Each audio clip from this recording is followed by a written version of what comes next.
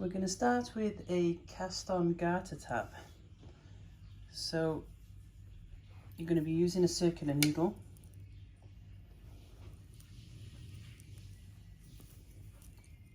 And you're going to be casting on either 2 or 3 stitches. Some of my patterns say 2, some say 3. Depends which one you're knitting. So I use the long tail cast on, but the key here is to not make it tight. Just want to keep it loose because you're going to be picking into these stitches. So we're going to cast on 3 there. So we want it tidy, but we don't want it tight. Okay, so let's just get the other end of this needle. We're going to knit 8 rows.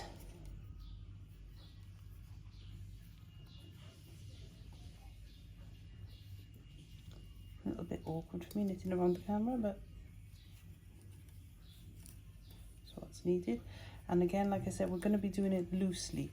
I mean, not too loosely, we don't want a fishing net, but conversely, we don't want it to be so tight that we're not going to be able to pick up the stitches around the edge. So that's 1 row. This is row 2.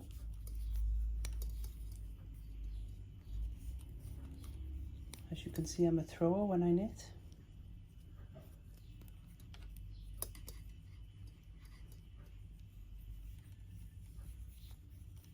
This is row 3.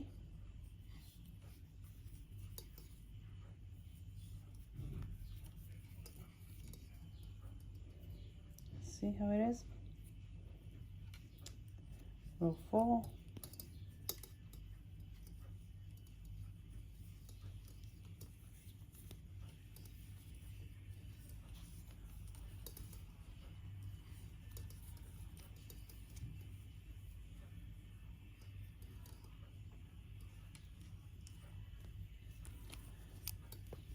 Row 5.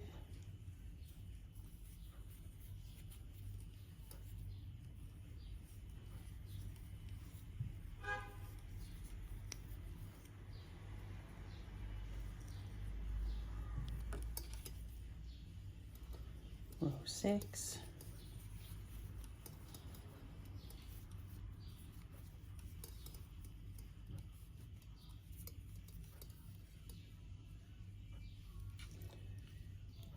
Row 7.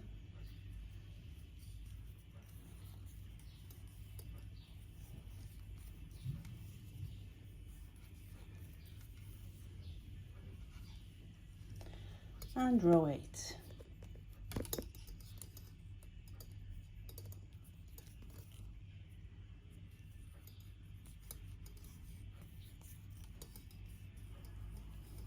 It's a bit fiddly at this stage because you're knitting with such a small number of stitches. There we go, row 8. So this is how it's looking. Okay, so now we're going to work along this edge and we're going to pick up 4 stitches. So as you'll see, there are 4 purl bump rows. 1, 2, 3, 4. Oops, that was a bit blurry, wasn't it? Do it again. 1, 2, 3, 4. So we're going to pick up stitches in each of the top of those rows. To make it easier, I pull the needle through, so we've got the bend of the cable. So there we go. We're just going to go in here, gently maneuver our way in. There we are.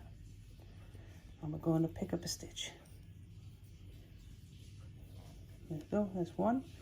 We move on to the next purl bump, which is here. Just making sure I haven't caught anything. There we go. Number 2. And then on to the next purl bump.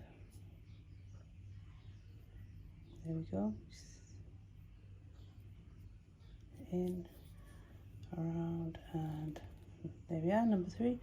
And then number 4 is into the top of this one, which is a little bit tighter because it is the cast on.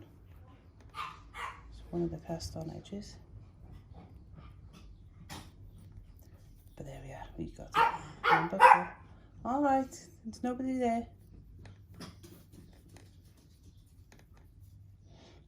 Okay, so we've got 4, and they are the top bumps of each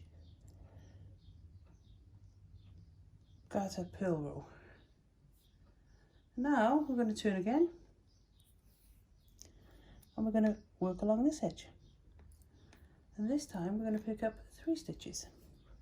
So again, I'm going to pull the needle so that we got the cable, and twist the cable there and just feed it through. Here we go. So now what we're going to do is we're going to look for, where are you there? There we are. We're going to look for 1 there, 1 there, and 1 there. Okay. So my needle goes in there. So we're actually knitting into the cast on row. And again, don't pull don't pull that stitch tight there. We want them all to be fairly even. Okay, so there's 1, and then we're going to go in there for 2,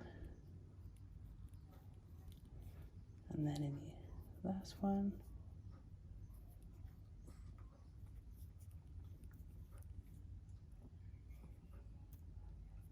Where is he hiding away? Is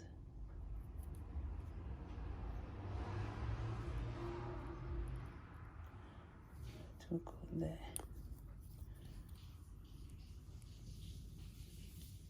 Three. So now I'm going to pull the cord through just to get it all.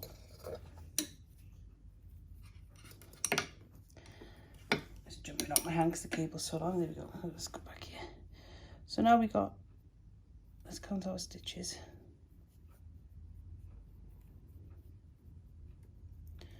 In total, we've got 2, 4, 6, 8, 10 stitches.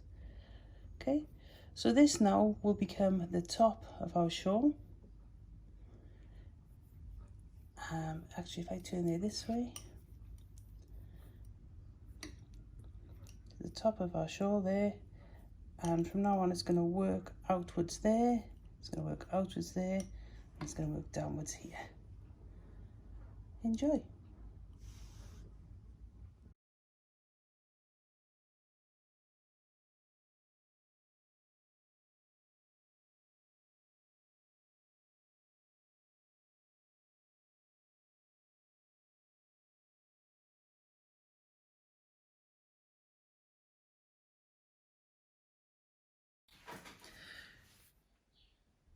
Yay! We've just completed the last row of our Ammonites and Seafoam pattern. All we've got left now is the cast off row. As you can see, it's a big shawl, and our fabric is nice and stretchy. It's got good movement to the fabric. So it would be an awful shame if we then cast off and got a really tight, unmovable edge. So what we do, we double check our needle size, which we know is a 4 because that's what our pattern called for. Yep, it's a 4. It's not 3.75. Wiggle, wiggle. Nope, it's not 4.5. It's a 4. And we're going to go 2 full sizes bigger. So that'll be a 6. By full, I mean full numbers. So 4, 5, 6. So there we go. We've got ourselves a size 6 needle. So we're going to cast off as you would any other garment. And because we've got the bigger needle, it's okay to hold the yarn firmly. So I prefer not to have a point on the end, so I always slip the first stitch knit the second stitch and then pass it, the slipped stitch, over the knitted stitch. It gives a nicer edge. Some people prefer the little point it gives. It's really up to you which you decide to go with. So we're just not overly tight, but also not loosely. Just going to continue now to cast off.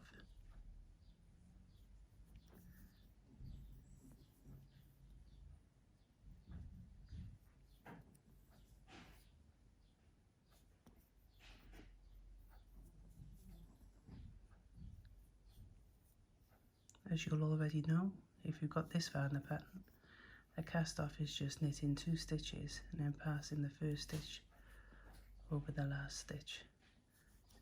Knit a stitch, pass first stitch over the last stitch.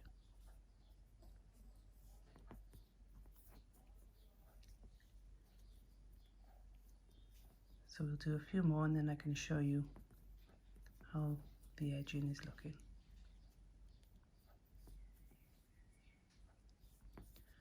We're trying to keep our tension or gauge the same here so that we don't get any gaping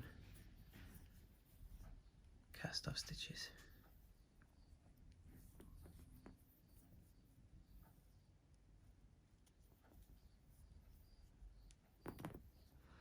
There you go.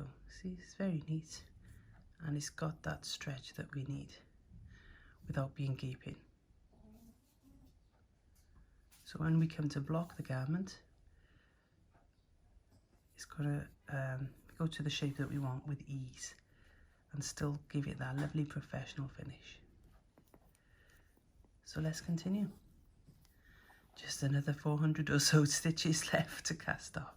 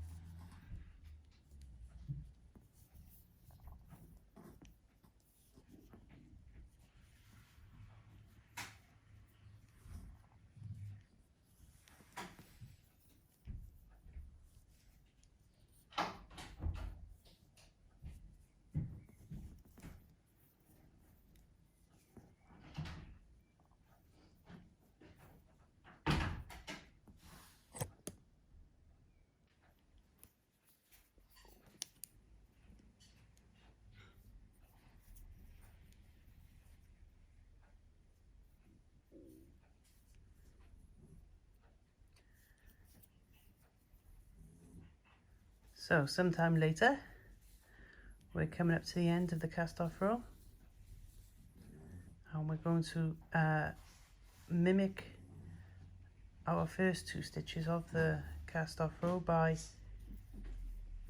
when we get to the last 2 stitches, we're going to knit them together and then pass the yarn over.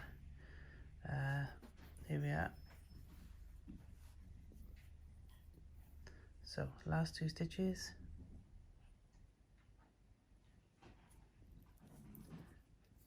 knit them together, pass over, and then we're going to snip the yarn long enough to sew the end in and pull it through. So we don't have that pointy end, we have a nice curved end.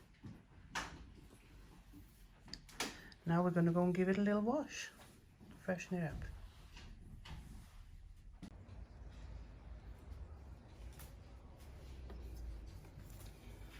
I'm going to use some of this banana conditioner. It's free of parabens. As you can see, it's dermatologically tested. It's good for protein, it's good for our hair, it's good for sheep's hair. And it's not expensive if you go to your local Savers. Some people get it from a pound shop, I think. But it's nice stuff. So I'm gonna just that in a little bit.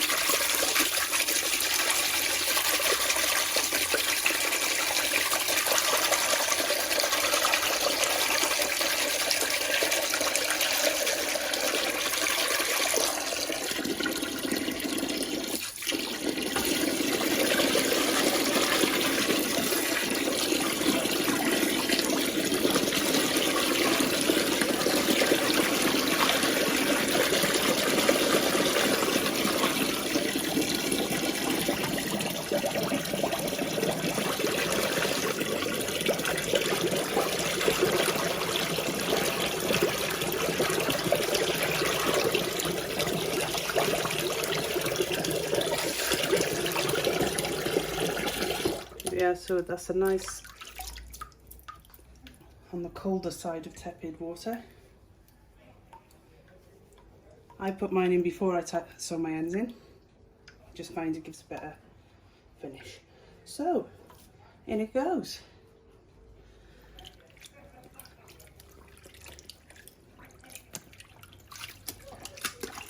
Now, I like to leave mine in the soak here for a good half an hour before I do anything to it, to let the water absorb. Some people say less, some people say more. This is just the way I do it for my own things. Okay. Lovely. Okay, so we'll come back to this when it's been soaking for half an hour. Our shawl has had a good old soak. So now what we're going to do, we're going to give it a little hand. You see how the edges get a bit curly. It's all a little bit scrunched up. So we are going to block it, but this helps us because we've got the weight of the water passing gently through. So I start in the middle. That's the spine there of the shawl. And I just gently lift it up.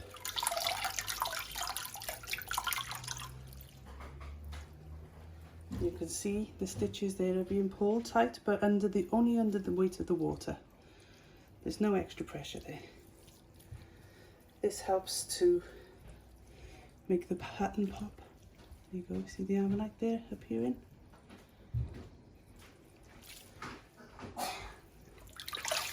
It also helps then if we lift up one side. See the definition of the edges of the shawl starting to hang down where they should be. Can assist them. So do the other side a moment. Get the yarn.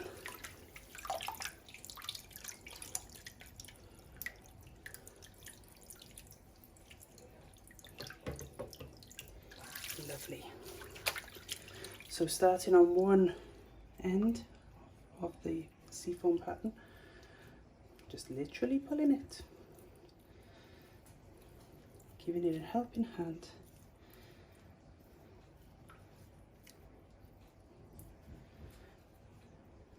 To stop the curl, and you can use the weight of the shawl itself, look, in the water, to just help the stitches to dance into place. Now this pattern, it lends itself nicely to this lovely scallop. There's a couple of ways people do it. They start in the middle there, or they start there. There's a way that the pattern naturally falls, which I like to follow. We have to lift it up to see. There we go. See the natural scallop that's there? You could straighten it out if you wanted to. You get it really straight. That doesn't give you as nice a finish, I don't think, anyway. So I'm just going along the cast off row, just pulling it up.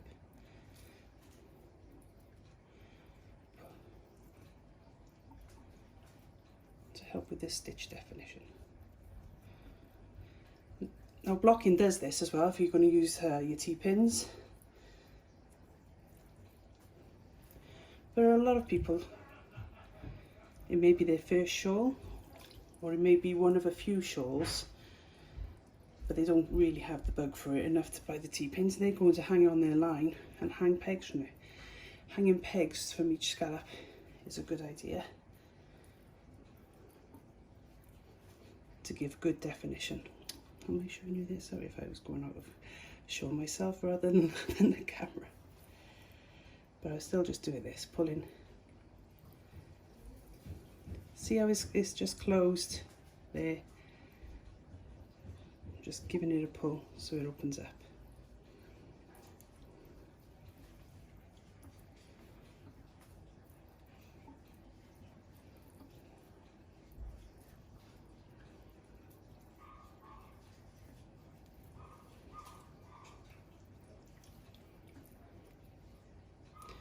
So whilst I'm doing this, I've also put my plug onto the slow release setting so that the water is slowly discharging itself.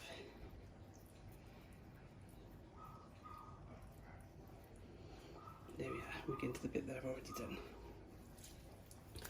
Okay, so there we have it. Our shawl has been soaked. It gets a bit of a wash just in case there's any dust on it. I don't know how long you've been storing your skeins for before you start knitting. There you go. And now we go on to blocking. So to block, we want as much of the moisture away. Hang on, I've just got that basket still on my foot. I don't want to put that on the plug. Right. There we go, just a gentle squeeze. You don't want to cause creases.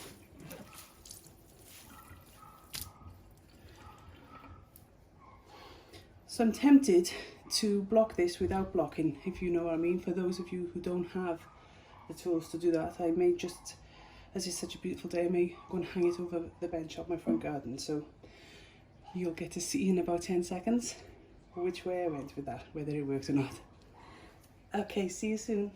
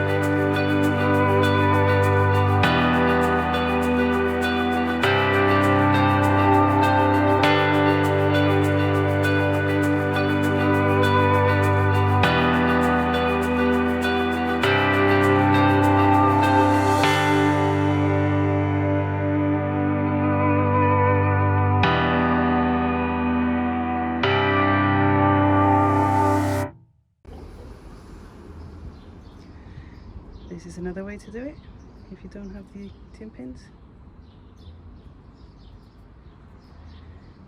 You can see that ammonite really jumping out at us now.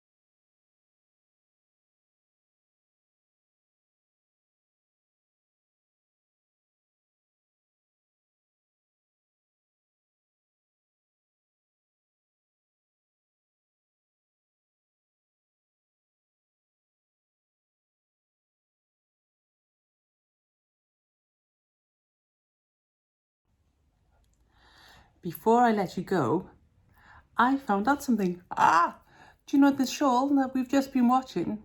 Well, I was invited to enter into a shawl and knitting contest on the forum called Dying to Knit, run by Catherine Egan.